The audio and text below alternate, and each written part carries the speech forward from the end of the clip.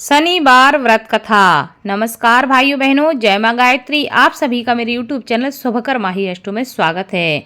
आज के इस वीडियो में सुनते हैं शनिवार व्रत कथा। सभी से विनम्र निवेदन है, अगर आप मेरे चैनल पर पहली बार आए हैं तो प्लीज वीडियो को लाइक, चैनल को सब्सक्राइब और वीडियो को ज्यादा से ज्यादा शेयर अवश्य करें, ताकि आपके साथ साथ आपके अपने भी इस कथा का लाभ ले सकें और शनिदेव की कृपा आपके साथ, आपके घर परिवार पर हमेशा बनी रहे। शनिदेव की विशेष कृपा प्राप्ति के लिए शनिवार के दिन शनिदेव की इस कथा का स्मरण अवश्य करना चाहिए। इस कथा को सुनने से तथा दूसरों को सुनाने से शनिदेव की विशेष कृपा होती है तथा जीवन के समस्त प्रकार के संकट समाप्त होते हैं। एक समय की बात है कि स्वर्गलोक में सबसे बड़ा कौन है, इस प्रश्न पर 9 ग्रहों में वाद विवाद हो गया। विवाद इतना ज्यादा बढ़ गया कि परस्पर भयंकर युद्ध की स्थिति बन गई। निर्णय के लिए सभी देवता देवराज इंद्र के पास पहुंचे और कहने लगे कि हे देवराज, आपको निर्णय करना होगा कि हम में से सबसे बड़ा कौन है। देवताओं का प्रश्न सुनकर देवराज इंद्र उलझन में पड़ गए। इंद्र कहने लगे, मैं इस प्रश्न का उत्तर देने में असमर्थ हूँ। हम सभी पृथ्वी लोक में उज्जैनी नगरी में राजा विक्रमादित्य के पास चलते हैं। वह ही निर्णय करेंगे कि कौन सबसे बड़ा है। देवराज इंद्र सहित सभी देवता उज्जैनी नगरी पहुँचे।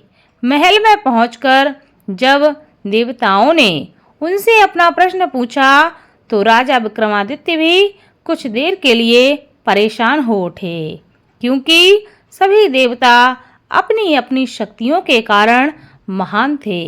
किसी को भी छोटा या बड़ा कह देने से उनके क्रोध के प्रकोप से भयंकर हानि पहुंच सकती थी। अचानक राजा विक्रमादित्य को एक उपाय सूझा और उन्होंने विभिन्न धातुओं स्वर्ण, रजत, कांसा, तांबा, चांदी, सीसा, रांगा, जस्ता, अभ्रक व लोहे के 9 आसन बनवाए।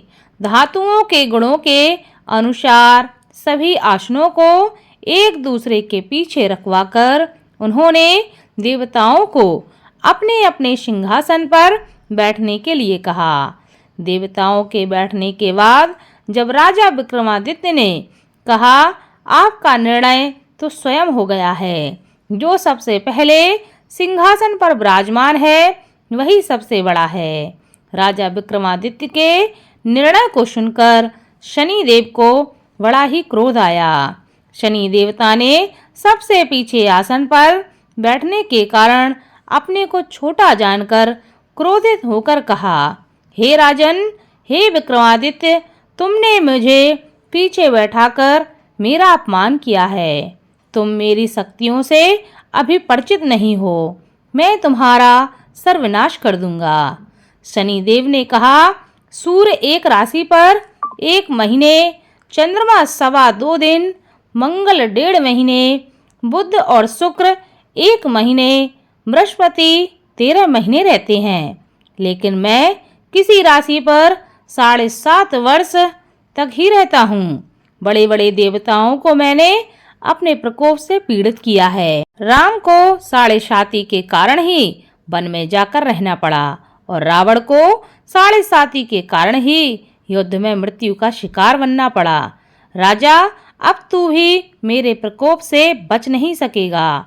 इसके बाद अन्य ग्रहों के देवता तो प्रसन्नता के साथ वहां से लौट गए, परंतु शनिदेव बड़े क्रोध के साथ वहां से विदा हुए।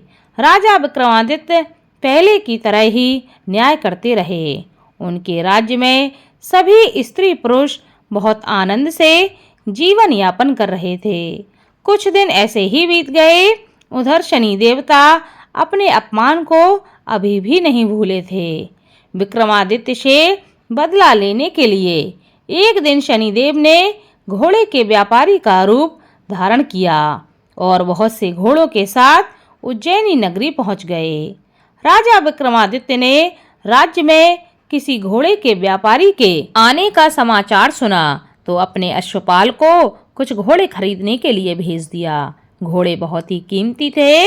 अश्वपाल ने जब वापस लौटकर इस संबंध में बताया तो राजा विक्रमादित्य ने स्वयं आकर एक सुंदर व शक्तिशाली घोड़े को पसंद किया।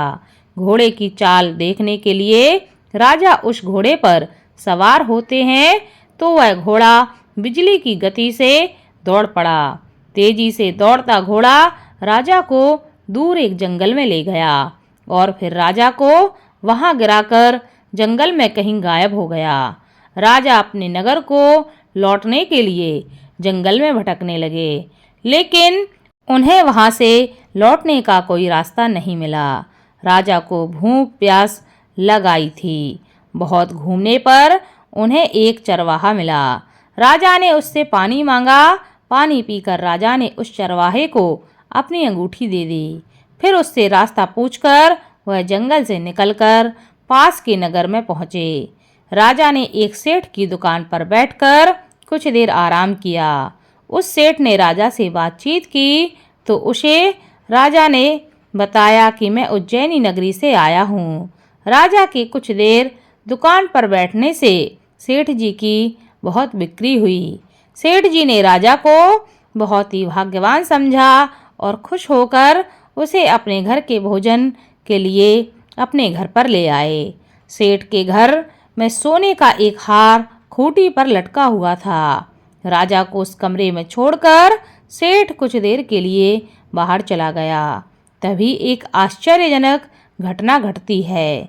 राजा के देखते देखते सोने के उस हार को खूंटी निकल गई। सेठ ने कमरे में लौटकर हार को गायब देखा तो चोरी का संदेह करके राजा पर उसने आरोप लगा दिया, क्योंकि उस कमरे में राजा ही अकेला बैठा था। सेठ ने अपने नौकरों से कहा कि इस परदेसी को रस्सियों से बांधकर नगर के राजा के पास ले चलो।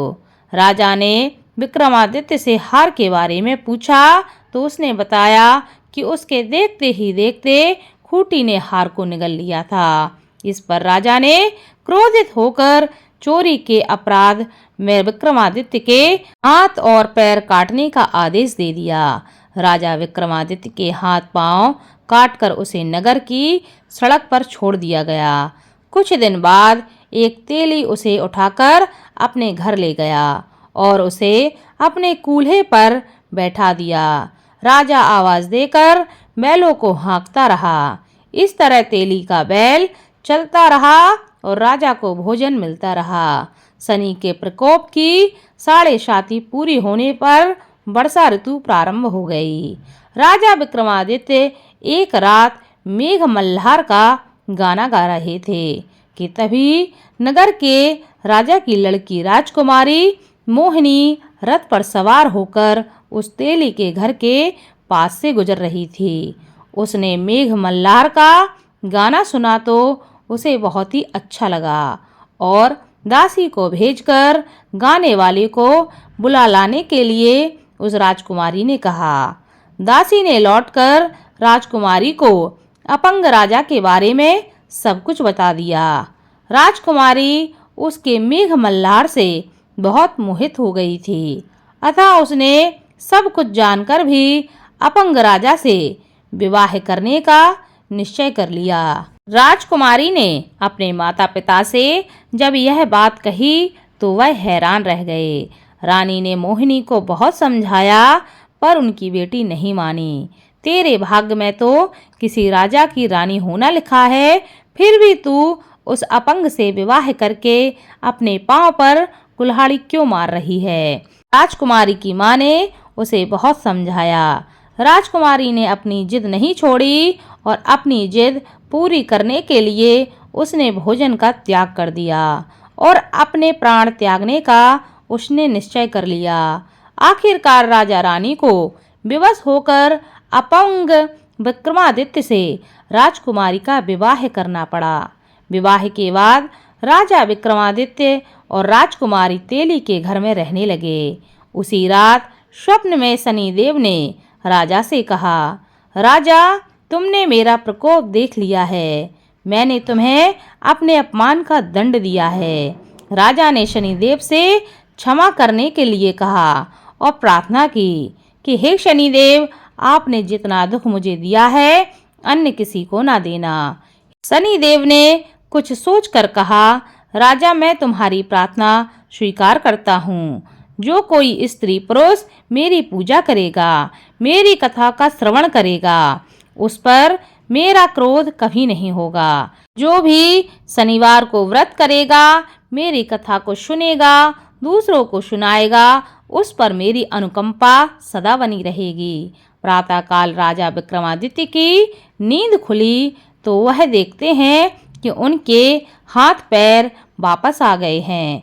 यह सब देखकर राजा की खुशी का ठिकाना न रहा। उसने मन ही मन शनिदेव को प्रणाम किया और राजकुमारी भी राजा के हाथ पांव सही सलामत देखकर आश्चर्य में डूब गई।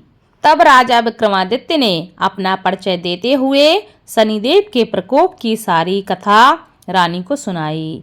सेठ को जब इस बात का पता चला तो वह दौड़ता हुआ तेली के घर पहुंचा और राजा के चरणों में गिरकर क्षमा मांगने लगा।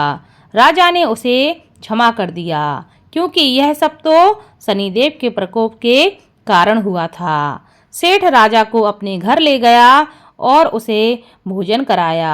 भोजन करते समय वहां एक आश्चर्यजनक घटना घटी। सबके देखते देखते उस खूंटी ने हार को उगल दिया। सेठ जी ने अपनी बेटी का विवाह भी राजा के साथ कर दिया और बहुत सी स्वर्ण आभूषण देकर, धन आदि देकर राजा को वहां से विदा कर दिया। राजा विक्रमादित्य राजकुमारी मोहिनी और सेठ की बेटी के साथ उज्जैनी नगरी वापस पहुंच गए। वहां के नगरवासियों को जैसे ही पता चला कि राजा वापस आ रहे हैं, सबने उनका स्वागत किया।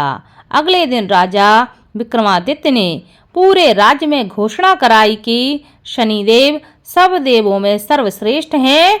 प्रत्येक स्त्री पुरुष को शनिवार के दिन उनका व्रत करना चाहिए, उनकी इस कथा को अवश्य सुनना चाहिए। ऐसा करने से उनकी कृपा हमेशा बनी रहती है। राजा विक्रमादित्य की घोषणा से शनिदेव बहुत ही प्रसन्न हुए और शनिवार का व्रत करने और व्रत कथा सुनने के कारण सभी लोगों की मनोकामनाएं शनिदेव पूरी करने लगे। शनिदेव की अनुकंपा से सबके मनोरथ पूर्ण होने लगे। सभी लोग आनंद पूर्वक अपना जीवन यापन करने लगे। बोलो शनिदेव की जय।